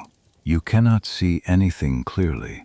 The Sultana's fire is far behind you now, a glow on the horizon of the water, and the sky is not yet showing any light. It is somewhere between 2 and 3 in the morning. The April darkness is complete, and the clouds that have been building over the river valley for 2 days are overhead, and there are no stars, and the only light is the fading orange memory of the burning boat behind you, and the whiteness of the water where it curls around debris, or where the beam's passage disturbs the surface. You are drifting north and east. The Tennessee shore is east. The fact that you are drifting east means you are getting closer to it, at whatever rate the current is permitting. How much closer, and over what distance, you cannot determine from your current position on the beam. With your face 6 inches above the water, and your field of vision limited to the surface and the dark sky and the back of Henry Fogelsong's head. You think about the shore with the same concentrated attention you gave to the red door, not imagining it with any richness of detail. Your mind is not capable of richness right now, the cold having reduced its operational capacity to the essentials, but holding it as a fixed point. The shore is there. You are moving toward it. These 2 facts are sufficient. They do not require elaboration. The water is full of things. You pass through debris fields, pieces of the Sultana dispersed by the current, carried north at the same speed as you, so that you move through them rather than past them. A fragment of hurricane deck railing, iron, half submerged. A barrel, intact, riding high in the current. Someone catches it as it passes, and you hear the sound of a man getting his weight onto a barrel in moving water. A series of sounds, then silence that might be success or might not be. Clothing, loose clothing, moving on the surface in the way cloth moves in water, heavy and formless and confusing to look at in the dark. You do not look at everything. Looking costs something. You look at what is immediately relevant to the beam and to your position and to George. George has stopped answering when you call his name. This happens over a period, not suddenly but gradually. The answers getting shorter and slower, and then not arriving on the first call, and then not arriving until the second, and then not arriving at all on the third. You reach across the beam and find his arm and hold it. His arm is there. He is still on the beam. What you cannot determine from the feel of his arm in the water is what his face is doing, whether his face is above the surface. You say his name, loudly now, not conserving. Henry Fogelsong, on the other side of you, reaches across and locates George by the shoulder. He says, "I've got him." He says, "He's here." This is what you needed to know. He is here. His shoulder is here, under Henry's hand. You are 3 men on a beam in the Mississippi River in the dark in April, and 2 of you are from Ohio, and one of you was in the Shenandoah Valley, and all of you would prefer to be somewhere else, and none of you are letting go. The cold has crossed inside you now, not pressing against your surface from outside, but occupying the interior space of your arms and legs, your chest wall, the base of your neck. Your core is defended. The body roots warm blood away from the periphery to protect the organs, but the extremities have been surrendered. Your fingers are not painful, they are absent. You know they are on the beam because you can feel the beam through your arms and wrists, but you cannot feel the beam through your fingers. This is the thing the doctors will explain to you later. The body in cold water sacrifices the periphery to protect the core. It is not a choice you make. The cardiovascular system makes it, routing warm blood away from the skin and extremities and inward toward the organs that cannot be allowed to cool, the heart and the brain. The arms and legs and hands become, in this system, a kind of deliberate sacrifice. Their function reduced, their circulation restricted, their temperature allowed to fall to whatever the river requires in order to keep the vital center warm enough to continue. You understand this now, not as a physiological explanation, but as a physical experience. Your hands are not yours in the way they were yours 2 hours ago. They are attached to you. They are doing what you need them to do. But the information that usually flows between your hands and your mind, the texture of the wood, the temperature of the water, the specific pressure of your grip, has been reduced to a general report. Holding, that is all. Holding. It is enough. You are still thinking with reasonable clarity. You are aware of this and aware that it will not last indefinitely. That hypothermia, as it progresses, does things to cognition that cognition itself cannot fully detect. A man in advanced hypothermia believes he is thinking clearly. The record of hypothermia casualties includes men who removed their clothing in freezing conditions because they felt warm, felt fine, felt better than they had in hours. The final deception of a core temperature that had fallen too far for the brain to correctly model its own state. You are not there. You are cold and you are reduced, but you are here. You know you are here. You know the beam and the river and the dark and Henry and George, and you know which direction you are drifting, and you know why it matters. Time passes. In its strange, attenuated way, time passes. The sky, very slowly, begins to carry the suggestion of something that is not quite light, but is less than dark. This is the approach of dawn. Not the dawn itself, which is still an hour or more away, but the pre-dawn sky change, the subtle shift in the quality of the darkness when the sun is still below the horizon but is no longer infinitely below it. You see it first in the water, which begins to show its surface in a way it did not an hour ago, a faint differentiation between the water and the sky above it. You look for the shore. You can see it, not clearly, not as a defined line or a specific bank, but as a darker mass against the dark sky to your east, a presence you can identify as land because it does not move the way the water moves, because it is still in the way that the river is not still, and because something in the human visual system that has been doing this for 100,000 years recognizes land at first light, with a certainty that exceeds the information available. The shore is there. It is closer than it was. You say to Henry, "There." He lifts his head. He looks. He says, "Yes." The trees that line the Tennessee shore are standing in water, 12, 15 feet of water in places, the flood having consumed the bank entirely and moved inland into the timber. What you are seeing as the shore is the first line of trees visible above the flood. which means the actual bank, the actual earth, is somewhere behind them and below the surface. But the trees are there, and the trees have branches, and branches are something to hold. Between you and the trees, perhaps a quarter-mile of river, a quarter-mile of moving water, in the dark, in the early light of pre-dawn in April.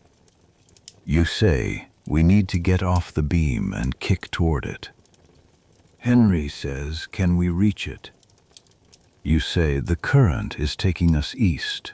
If we help it, yes." A pause. Then Henry says, "George isn't moving." You reach across. You find George's shoulder. You say his name. You say it 3 times. On the 3rd time, George makes a sound. Not words, but sound. And that is enough. That is sufficient. That is the information you needed. You say, "George, listen to me. We are going to kick toward the shore. I need your legs." George says something that is not quite a sentence. You say, "I know. Kick anyway." The 3 of you roll off the beam. Not a coordinated action, more a mutual decision that arrives at roughly the same moment, and the water is on all sides of you again, the full cold of it, and you kick toward the trees. The quarter-mile takes a long time. It takes longer than it should because your legs are returning the same diminished report as your hands, the message that they are moving, that they are doing the work, but without the specific sensation of effort that would normally accompany the work. You are kicking in the dark toward trees you can barely see, with legs you can barely feel, alongside a man who cannot swim and a man from Mansfield, Ohio, whose voice you are using as a compass because his voice is coming from the correct direction. You reach the trees. This is the moment that you will try later to describe to people who were not there, and you will fail every time because the moment of reaching the trees has no adequate language. Your hands, which have been holding the abstract fact of a beam for the past hour, close around bark, actual bark, the bark of an actual tree that is rooted in actual earth somewhere below the water's surface, connected to the land, connected to everything that is not the river. You hold the branch with both hands, and you do not let go, and you do not say anything for a long moment. Henry is in the tree above you. He has pulled himself up to a branch higher than yours, out of the water to the waist. Which is better? Which is what you want for all of you? George is next to you, his hands on the same branch, his face directly in front of yours in the pre-dawn gray. And his face is not the face of a man in good condition, but it is a face that is present, eyes open, looking at you. He says, "We made it." You say, "Not yet." He says, "Close enough." You say nothing. You hold the branch. You let your body do the slow, reluctant work of returning to itself, of reassessing the situation.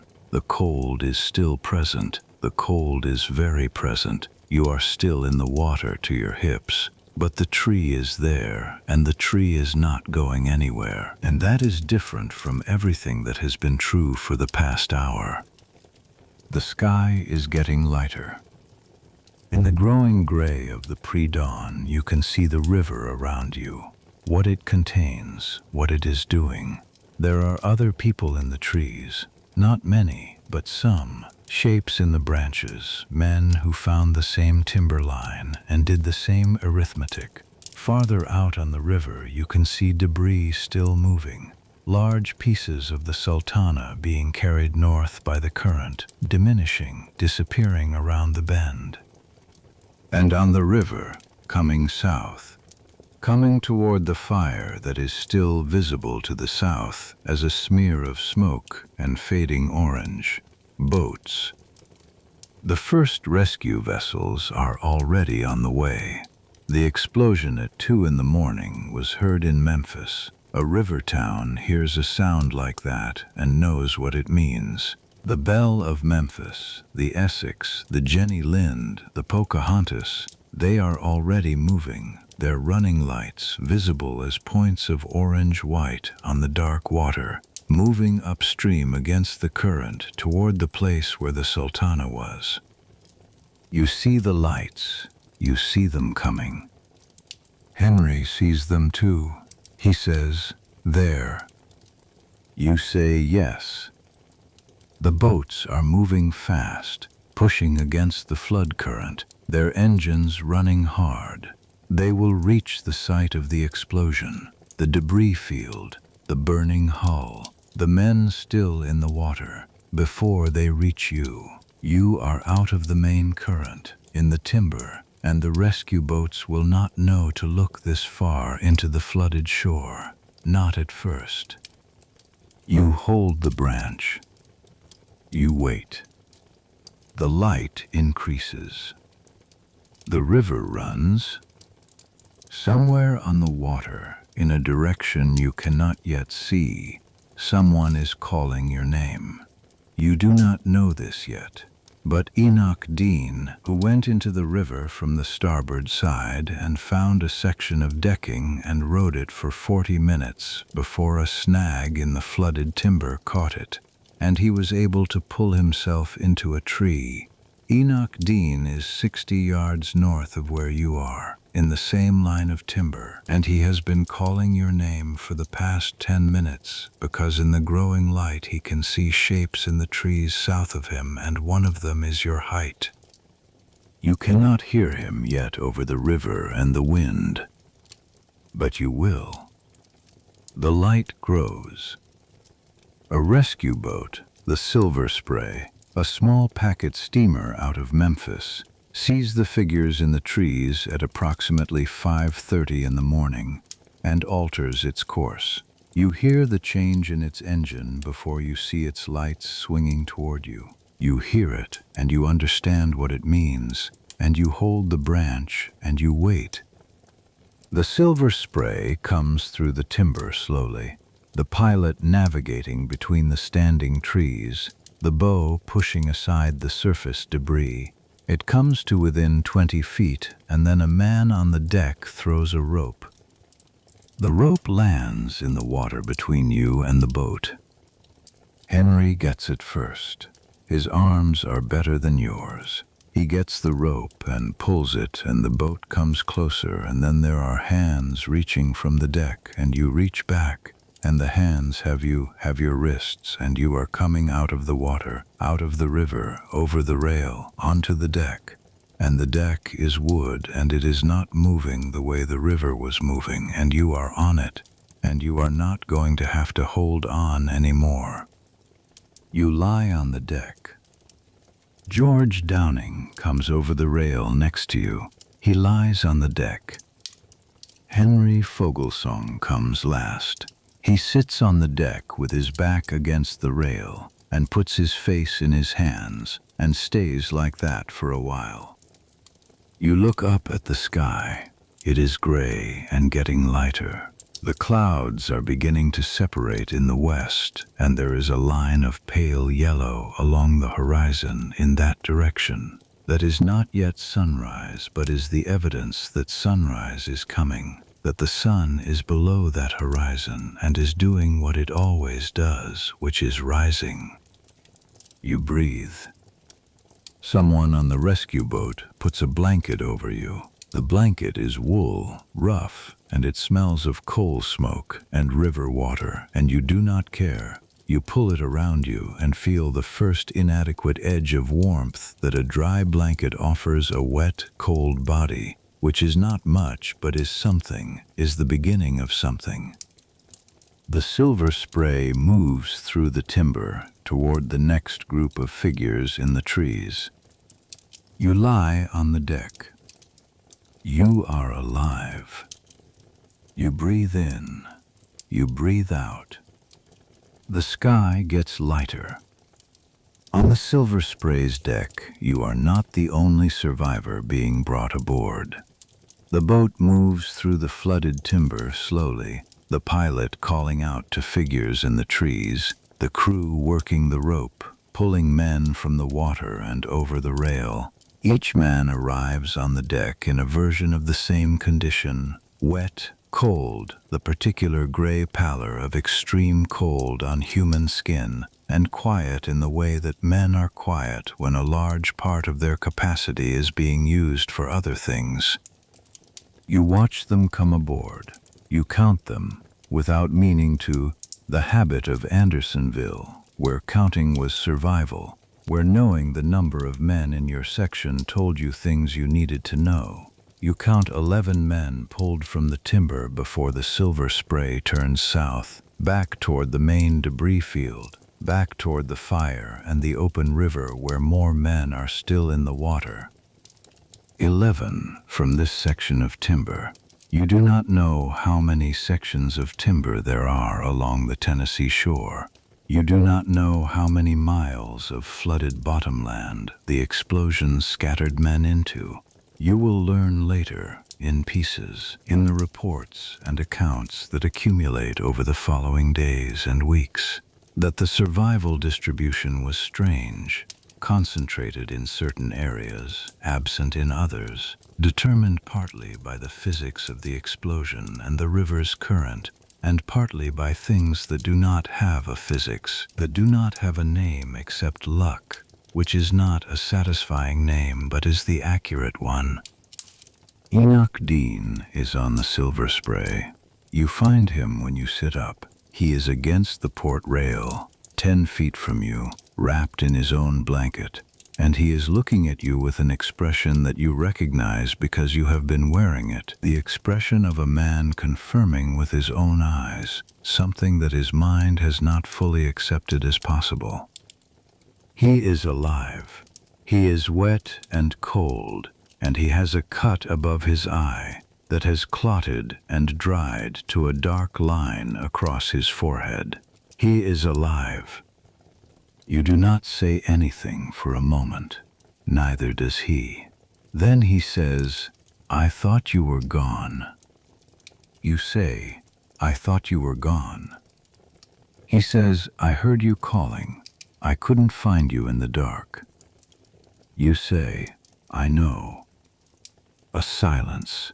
On the river around you, the Silver Spray is moving south toward the main site of the catastrophe, and the light is increasing, and through the improving visibility you can see more of what the river contains this morning.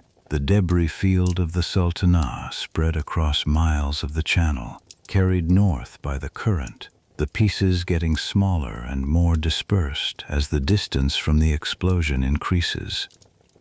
And bodies. This you do not say aloud. This you see and you do not say. Enoch looks at the river. He says, "How many?" You say, "I don't know." He says, "Were you near the front?" You say, "I was midship, the capstan housing." He says, "I was starboard. The explosion moved me. I don't remember how far." You say nothing. You understand what he means by "moved me," and you are not going to ask him to describe it in more detail.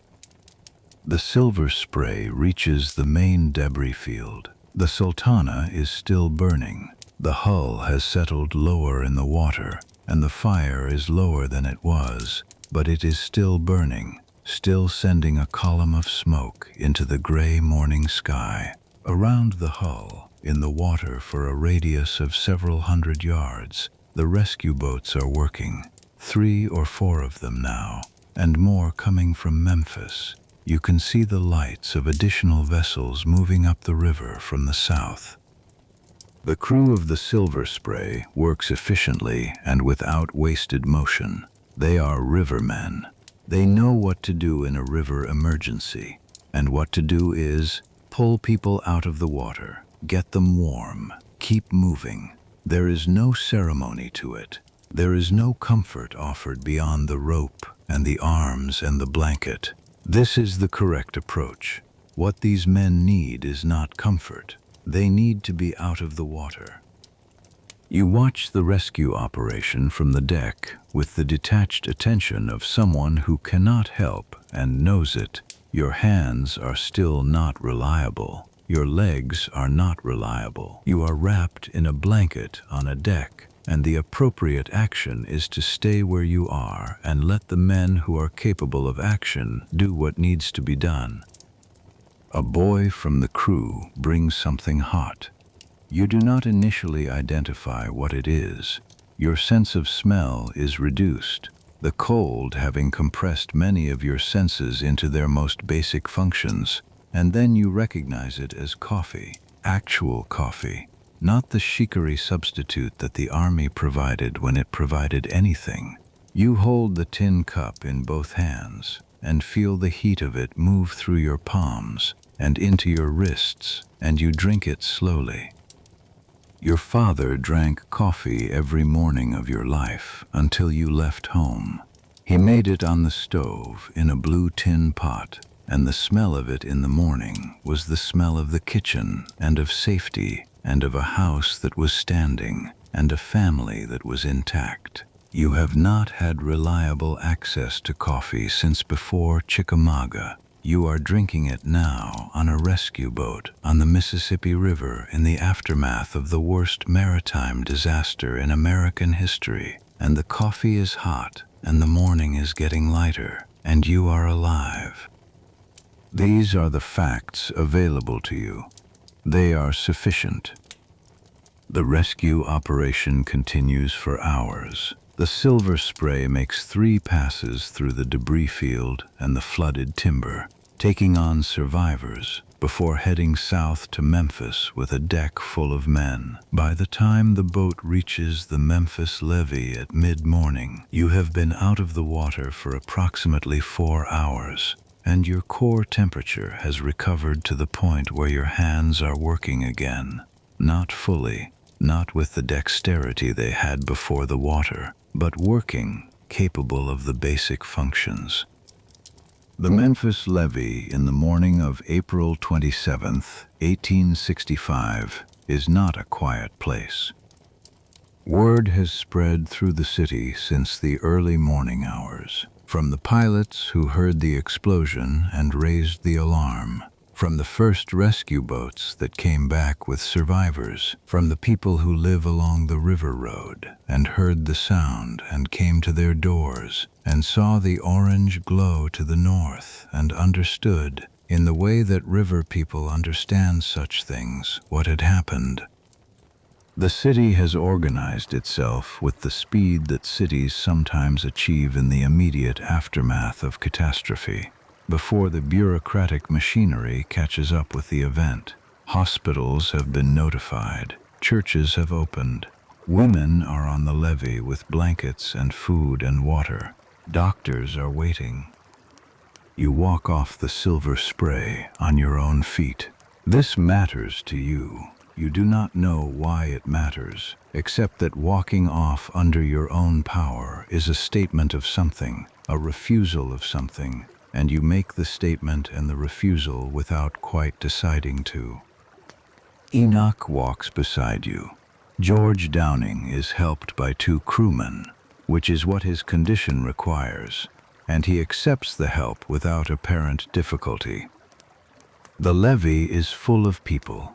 Memphis is a city of 22,000, and it seems like a significant portion of them have come to the river. They look at you the way people looked at you when you boarded the Sultana 3 days ago, with an expression that is trying to find a framework for what it is seeing.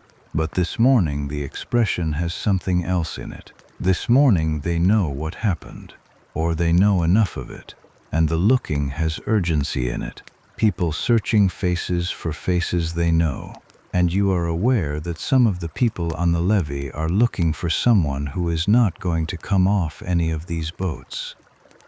A woman presses a blanket into your hands, though you already have a blanket.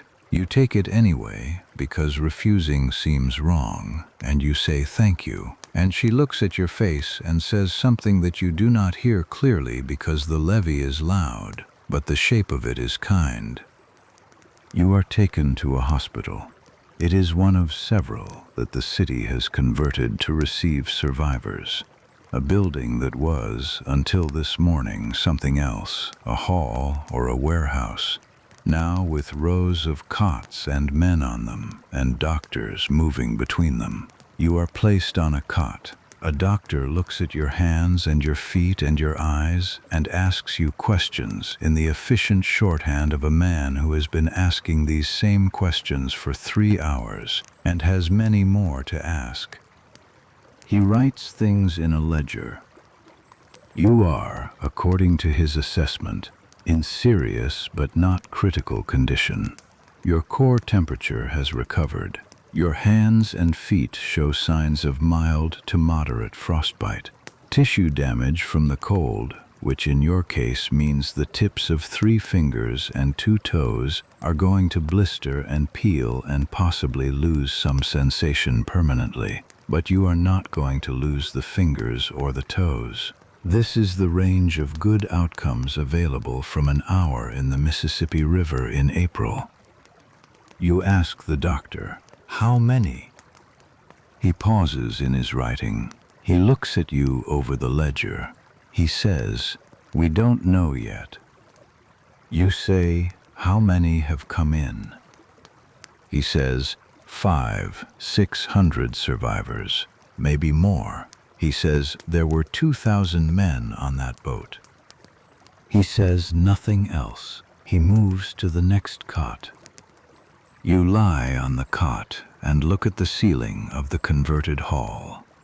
The ceiling is wood, beams and boards, ordinary construction, the kind of ceiling that covers ordinary buildings in ordinary times. There are no holes in it. There is no sky coming through it. It is simply a ceiling, doing what ceilings do. You breathe. The morning continues outside the windows. Memphis goes on. The river goes on.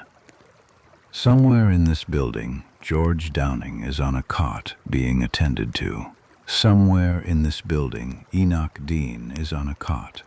Henry Fogelsang from Mansfield, Ohio, who held onto a beam in the dark on the Mississippi River and called 2 strangers toward him and helped keep them alive. Henry is somewhere in Memphis this morning, and you do not know where, and you will never find him again, and his name will stay with you for the rest of your life. You close your eyes. The cot is hard. It is nothing compared to Georgia clay. The room is cold, but it is the cold of an April morning in a building with the doors open, which is not the cold of the river. You are warm enough. You are alive. You close your eyes and the morning goes on around you, loud and sad and full of motion, and somewhere in it the counting continues. The doctors and the soldiers and the city officials trying to establish how many were on the boat, how many came off the boat, how many are still unaccounted for, a number that will grow and shift and never be precisely fixed, because there was no precise manifest, because the names were never all written down, because the river does not give back everything it takes. You close your eyes. The light through the windows is full morning light now. You breathe.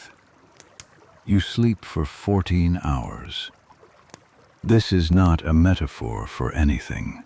You close your eyes in the converted hall in Memphis on the morning of April 27th, 1865, and you do not open them again until the following morning, when the light through the windows is the light of April 28th, and the hall is quieter than it was, and someone has put a second blanket over you while you were under. You do not dream, or if you dream, you do not remember it. This is also new. In Andersonville, you dreamed constantly, compulsively, the way a body under sustained stress dreams, vivid and disrupted, The mind working through the night on the same problems it worked on during the day because the day never gave it resolution. Here, in this hall, on this cot, your mind does something different. It goes dark. It goes completely, utterly, gratefully dark. Whatever the body needed most, it found in that darkness. And when you come back from it, you feel not well, you are not well, but present in your body in a way you have not been since the river. The hall is still occupied when you wake. Fewer men than before. Many of the survivors who could walk have already been moved to better facilities or have claimed their back pay from the Army dispersing officers who arrived yesterday, or have found their own arrangements in the city. But there are still men on cots, and there are still doctors moving between them. Enoch Dean is sitting on the cot next to yours. He is dressed in clothes that are not his, Army issue taken from supply brought down this morning, and he is eating bread with the slow, concentrated attention of a man for whom eating still demands full presence. He sees you wake. He says, "There you are." You say, "How long?" He says, 14 hours, maybe more. You sit up. Your body makes its report. The hands are better. Sensation returning in a prickling, uncomfortable way that means the nerves are reasserting themselves through the damaged tissue. The tips of the 3 affected fingers are dark, blistered, but you can feel them. You can move them. This is more than you had a right to expect. Enoch says, "George is in the next ward. He lost some toes." You say, "How many?" Enoch says, 3, on the right foot. The doctors think the rest will be fine. You sit with this. George Downing from Columbus, who could not swim, who held a plank in the Mississippi River in the dark. George is in the next ward, and he will walk out of this hospital and go home to Clara and to his daughter, whose name he still does not know, and he will walk unevenly for the rest of his life, and the unevenness will be the record of the Sultana on his body. You think about records, about what the body keeps and what the history books keep, and whether those 2 kinds of keeping are the same. They are not the same. The history books will record numbers. The Sultana, registered capacity 376, estimated passengers between 2,100 and 2,400, depending on the source, because there was no manifest. Estimated dead, at minimum 1,169, at maximum possibly 1,800. The number cannot be fixed because the number of people who boarded was never fixed, and the river took some of them entirely, and the river does not submit to accounting. The largest maritime disaster in American history, measured by deaths, larger than the Titanic, though the Titanic is 47 years in the future and will become the maritime disaster that the world remembers. The Sultana will not. You will come to understand this gradually, over years, as you return to Ohio and re-enter a life and find that people know about the war's end and Lincoln's death and Appomattox, but when you mention the Sultana, they look at you with blank faces, or with the polite expression people wear when they are trying to place something they have not heard of. This is because of Lincoln. His assassination, 13 days before the Sultana explosion, consumed the newspapers and the public attention and the historical memory that might otherwise have attended to a steamboat disaster on the Mississippi. The Sultana happened in the shadow of a national trauma so large that the national attention could not be redirected. It was covered in the Memphis papers, in some of the wire dispatches, and then it receded. The men who died in the river on the morning of April 27, 1865, died in the shadow of a larger death, and the shadow was thorough. In the afternoon, an army officer comes through the hall with a ledger. He is collecting names, trying to construct, after the fact, the manifest that should have existed before the boat ever left Vicksburg. He asks your name, your regiment, your state, whether you were at Andersonville or another camp when you boarded, where you were on the boat when the explosion happened. You answer William Fees, 64th Ohio, Andersonville, Vicksburg, main deck portside, midship. He writes this down. He asks, did you see any officers who may have been responsible for the loading decisions? You say, I saw the loading. I did not know who made the decisions. He moves to the next cot. The investigation will produce results that produce no consequences. Captain Frederick Speed, the Assistant Adjutant General who oversaw the prisoner transport operation, will be court-martialed, convicted, and then the conviction will be overturned on a technicality. Reuben Hatch, the quartermaster who accepted kickbacks for routing men onto the Sultana, will be investigated and never prosecuted. Captain J. Cass Mason, the Sultana's master, the man who accepted the overloading, authorized the inadequate boiler repair, made the decisions that these particular decisions made catastrophic, went into the river with his boat and was not recovered for 2 weeks. The river settled his account in the way the river settles accounts. No one will go to prison for the Sultana. No legislation will be passed in its name. No national memorial will be built. The men who died will wait more than 100 years for a formal museum, which will eventually be built in Marion, Arkansas, across the river from where the boat exploded. Most people will never visit it. You do not know any of this yet. What you know is the ledger and the nurse with the breakfast and Enoch on the next cot, and George in the next ward with 3 fewer toes. You eat breakfast, salt pork and cornbread and coffee. You eat slowly, though the old Andersonville impulse is still there, the reflex of a body that spent too long not knowing when the next meal was coming. You override it. You drink the coffee while it is hot. 3 days after the explosion, you are well enough to travel. The Army puts you on a train north. The train north from Memphis moves through Tennessee, then Kentucky.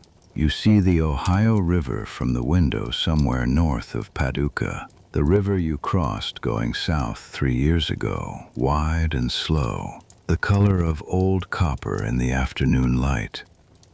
You cross it going north, and the crossing feels different, not because the river has changed, but because you have changed, because the man who crossed it in 1862 and the man crossing it now are connected by a continuous thread of experience, but are not the same. You changed. The war changed you. The camps changed you. The river changed you. You are who these things made you, and who these things made you is someone who is still on a northbound train. Cairo, Illinois, then east through Indiana, then Ohio. The Ohio countryside in late April is flat and green and wet with spring, the fields still carrying the excess water of the season, the sky the particular pale blue of a Midwest April afternoon after rain. You know this sky. You have been thinking about this sky for 14 months. Findlay Station. You step onto the platform. The platform is empty except for a station master and a dog sleeping in a patch of afternoon sun. No ceremony, no crowd. The train does not stop long in Findlay. You are the only person getting off. You stand on the platform for a moment. You have a pack the Army gave you at Memphis, a change of clothes, a blanket, your discharge papers, your back pay of $47, And the tin cup that you have carried since October 1863, the cup you used to collect rainwater in Andersonville because you would not drink the creek. You put the pack on your shoulder. You walk. The road out to the western edge of town is exactly as you left it. The ruts in the spring mud, the smell of the fields from the west, that combination of wet earth and new grass and something you have no name for except Ohio. The two elm trees that lean toward each other over the road and make an arch. The Harmon farm on the south side. The fence has been repaired. The leaning post your father mentioned in his letter replaced. The new wood is lighter than the old, not yet weathered, and you see it from 50 yards and feel something that is not quite emotion and not quite relief, but is the specific sensation of a thing you carried for a long time being set down. The fence is fixed. You keep walking. The door is red. Painted red, exactly as you left it in your mind, exactly as your father painted it when you were 12. The paint has thinned at the corners, weathered through 3 years of seasons, but it is red. It is the door. You stand in front of it. You do not knock immediately. You stand there for a moment that has no particular length. Outside the schedule of trains and roads, you let the fact of it be true. Then you knock. Quick footsteps inside. The footsteps of someone who was not expecting a knock and is going to the door fast because quick footsteps are the footsteps of a person who still hopes. The door opens. Your mother stands in the doorway. She looks at you for 1 second with the expression of someone seeing something their mind has not yet confirmed as real. Then she says your name, just your name. Nothing else. The way she said it when you were 12 and when you were 6 and all the years between. The name she gave you, the name that is yours. You say, "I'm home." She reaches for you. You let her. The door is open. The kitchen behind her smells of something warm and cooking. The afternoon light comes through the window over the sink, facing west, and the light is the light of a late April afternoon in northwestern Ohio that is finishing its day without knowing or caring what the day contained. The days do not know.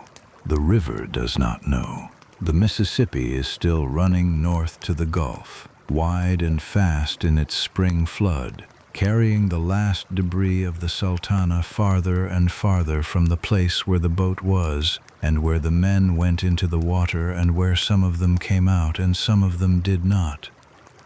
The water keeps moving. The ones the river took are settled in the current now, part of the water in a way that living men cannot be. Among them, somewhere, is the man everyone called Tad, the man with 2 missing fingers who sat next to you in the dark and said the river was loud and fell asleep and was gone when the world came apart. His actual name you never learned. You did not find him on any boat, did not hear his name called on any dock. The river has him. Their names are in a ledger that is incomplete. Their faces are in photographs that some of them left behind and some of them did not. Their stories are in the mouths of the men who survived them, carried home to Ohio and Indiana and Kentucky, told for a while, and then, as years passed, told less, and then the men themselves were gone and the stories were in no mouths at all. Except for a while. For a while. Yours. You will tell it when people ask, and sometimes when they do not. You will tell it the way a person tells something they know is true but cannot make others fully believe. Not because the listeners are unkind, but because the distance between hearing a thing and having been in it is a distance that language cannot close. You will live with that distance. You have lived with larger ones. The kitchen is warm. Your mother puts food on the table. You sit down. The afternoon light moves across the floor. Outside, the Ohio fields are green in the late April light, flat and wide, extending in all directions to a horizon that is a long way off. You eat slowly. The food is warm. You are home. The afternoon holds the light. The light fades, not suddenly, not dramatically, but in the long gradations of flat country, the sky moving from blue to pale gold to the gray before dark, each stage giving way to the next without urgency. The room grows quiet. Your hands rest on the table. The blistered fingertips are healing. The kitchen is almost dark now. You do not move to light a lamp. You sit in the growing dark, and you do not think about anything in particular. The mind does this when it has carried something for a long time and has finally set it down. It goes quiet. It goes still. The Sultana is gone. The river is not. The men are gone. The river is not. You are here. Outside, the Ohio fields go from green to gray to invisible. The stars come out over the flat land. The night comes in from the east, quietly, without announcement, the way everything permanent comes. You breathe. The night is here. The night is quiet. You breathe. If this story stayed with you, a like, a subscribe, or sharing it with someone who loves history means everything to this channel. Good night.